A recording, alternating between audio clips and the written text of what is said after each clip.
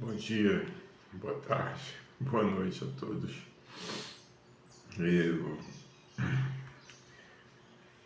venho ter o prazer de poder falar para vocês e explicar algumas coisas da relatividade, mas o grosso da relatividade eu ainda não comecei a explicar, porque eu estou estudando em quantas partes eu vou dividir tão extenso assunto, porque um vídeo muito longo, acima de 20, 30 minutos, já torna de ser um vídeo, passa a ser um filme, né? Então, vocês não vão querer ver uma pessoa, vocês vão querer ver efeitos sonoros, coisas que tem no filme, né? Quedas do mocinho, tiros, essas coisas todas, vocês vão querer se divertir. E escutar um velho de 70 anos falando sobre teoria de relatividade não deve ser muito prazeroso, né? É para mim, mas aí poucos de vocês podem ser que não gostem, né? Então eu vou tentar ser sucinto e sinto muito, mas vou ter que torná-lo digerível, né? Eu vou ter que diminuir o tamanho do tempo para que vocês tenham a chance de saber, entendeu? Então, é uma coisa que já está arranhando minhas pesquisas, que eu estou vendo, é que a velocidade da luz como um limite é a mesma coisa que se Einstein, quando desenvolveu a equação famosa da massa virando energia, ele botou uma constante dentro da equação que era tida como a velocidade da luz no vácuo. A velocidade da luz, eu vou explicar para vocês o que eu acho que é uma constante. Uma constante é uma constante onde quer que você esteja. Você não pode rotular uma constante. Ela é uma constante naquele meio, então você vai usá-la naquele meio como constante e não em outro meio. Por exemplo, um número primo. Um número primo, ele só é dividido por ele e por 1. Então vamos pegar um número 1. O número 1 é uma constante. Você pode escrever o número 1, colocá-lo em qualquer equação, que ele vai sempre ser 1. Ele vai multiplicar qualquer número que esteja dentro de uma equação e esse número vai ser ele mesmo. Se for necessário numa equação que isso seja definido, a constante 1 pode ser usada. Se você vai fazer uma equação que explique, mudamos de meio agora, vamos para o meio aquoso, dentro do mar, a pressão do mar é muito forte. Então, a cada 10 metros de profundidade, você soma em cima do seu corpo uma atmosfera. Os mergulhadores, que agora eu não sei se ainda existem esses loucos, mas quando eu era adolescente, tinha uns loucos que estavam disputando quem mergulhava mais fundo no mar. E para você mergulhar mais fundo no mar, você não pode levar, claro, você não pode levar um tanque de ar, porque você vai mergulhar levando ar o tanque foi enchido aqui na superfície. Então você vai levar e vai respirar ar a uma atmosfera, mas seu corpo vai estar sujeito a cada 10 metros a mais uma atmosfera. Digamos que você mergulhe até 30 metros. Tudo bem, mas tem uma barreira. Quando você chega e passa de 50 metros, a compressão da atmosfera transforma todo esse gás que você respira, que chama de ar, em pequenas bolinhas. Entendeu? Ele vai comprimindo as bolinhas. Então, para você voltar, por isso que eu não gosto de mergulhar com Lang, porque quando eu mergulhava com Lang é Aqualang, mas na gíria do mergulhador a gente abreviava para Lang. É uma explicação que me faz, acho que se faz pertinaz aqui no momento, né? Aqualang. E os mergulhadores tratavam de Lang porque você, para se apetrechar, para fazer um mergulho com um Lang, você levava quase meia hora se preparando. E o mergulho não podia passar de 15 minutos. Então, não era, como é que eu vou dizer a você, uma coisa prazerosa, porque o que você queria ver, você tinha menos tempo para ver do que para se apetrechar para ver. Então, era assim, uma coisa de louco, né? Então, se você passar de 50 metros de profundidade, ao retornar, você não pode mergulhar sozinho. Você nunca deve fazer nada, nenhum assim, evento atlético ou físico sozinho. Você não deve escalar uma montanha sozinho, você não deve mergulhar no mar sozinho, porque é praticamente morte certa, né? Você precisa de companhia para poder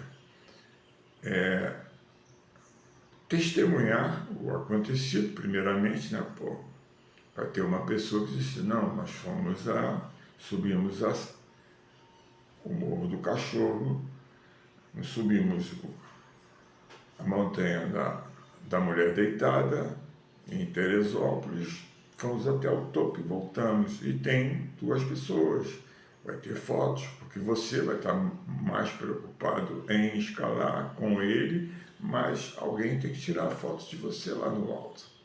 Você não vai conseguir tirar uma foto que você vai estar num ponto meio desequilibrado para ficar numa posição e vai se expor a perigos desnecessários. Então, voltando ao assunto do mergulho, depois que você passa de 50 metros, as moléculas de ar no seu sangue estão tão comprimidas que você, se voltar como foi, entendeu? De uma vez, você possivelmente chegará à tona, se não morto, desfalecido, e será levado para um hospital naval e colocado numa câmara de compressão para botá-lo na profundidade que você estava, quer dizer, que eles acham que você estava, né, porque você mergulhou sozinho. Então, você tem que mergulhar com um profundímetro e com um relógio, porque você tem tempo para ficar em determinadas profundidades, entendeu? Porque é necessário uma metodologia de mergulho. E se você voltar então, como eu ia dizendo, de uma vez só, você não vai saber que chegou à tona, só vão ver você boiando. Então, você, se ainda estiver vivo, você vai ser levado para um hospital da Marinha, que eles lá têm um descompressor, e colocado numa câmara de descompressão e colocado você acima da profundidade de 50 e sendo feito então a descompressão lentamente. Você tem, por isso que você mergulha com relógio, você tem que ficar, quando volta, você vem de 50, quando tem toda uma escala que tem que estar marcada na corda, você tem que parar ali, ficar 3 minutos Então você veja, você tem que mergulhar com 2 tanques, você tem que ter oxigênio para poder voltar, porque a volta vai ser muito mais demorada do que a ida. Para quê? Para que as bolinhas de oxigênio que estão comprimidas tenham tempo de ir se descomprimindo e ficarem sob a compressão que você está ali no momento. Feito isso, você sobe mais 10 metros e faz outra parada de 5 minutos, que é o tempo necessário. Aí você faz a descompressão, fica ali 5 minutos. Você passou ali direto, que nem uma bala, mas na volta você não pode fazer isso. Então você descomprime e vai para a próxima etapa. A 20 metros você para de novo e ali você tem que ficar 10 minutos respirando calmamente e fazendo a descompressão das moléculas de oxigênio que estão no seu pulmão e no seu corpo todo, entendeu? E quando você pensar que, poxa, 20 metros, cara, 20 metros já estou na superfície, quando chegar mais ou menos a profundidade de 9 metros, você tem que fazer outra longa descompressão. Então, veja, quanto mais você chega perto da superfície, mais tempo você fica descomprimindo, porque a gente tem que ter a certeza de que as bolinhas estão voltando ao tamanho com que foi enchido o tanque, né? E não descomprimidas. Então você fica ali praticamente quase 20 minutos, respirando suavemente, tudo mais, não sentindo nada, você sobe. Aí quando você tiver a 3 metros de chegar à tona, dá uma vontade danada de sair da água, que você já está saco cheio do mergulho, né? Porque tantas paradas, você tem que ficar um tempo de mais ou menos uns 15 minutos até fazer a descompressão, quer dizer, fazer as bolas atingirem a profundidade de 3 metros. E na profundidade de 3 metros, você já tem bolas praticamente no tamanho que elas têm na superfície. Aí você pode tranquilamente galgar a superfície e esperar um tempo, porque você tem que, o seu organismo vai ter que voltar ao ar comprimido no seu corpo na profundidade zero, que foi a que você escolheu para entrar na água, né? Bom, tudo feito assim, tudo correndo bem, cumprindo as profundidades e o tempo de espera, você poderá se despir e sentirá leves tonturas, um certo enjoo, mas nada que lhe mate, e coisa passageira. Mas mergulhar com sangue é desconfortável. Então, você tem limites, né? Você tem limites. Dentro da água você tem limites, e assim como constantes.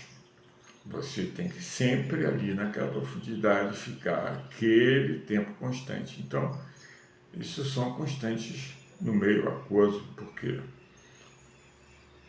fora você não precisa ficar parado 20 minutos, você não precisa, você está respirando no seu meio de vida e não no meio estranho, que é o fundo do mar. Bom, então nós pegamos o 1 pode entrar em qualquer equação, de qualquer meio, digamos que não, mas um número primo maior. 3. 3 é um número que, quando você multiplica qualquer coisa por 3, já dá um valor relativamente maior, né? Bom, e o 3 só pode ser multiplicado por ele mesmo, dividido por ele mesmo e dividido por 1. ele dividido por ele mesmo dá 1, ele dividido por 1 dá ele. Então, só é possível 2 resultados. E assim como o mergulhador, só é possível 2 resultados. Um é a vida, outro é a morte.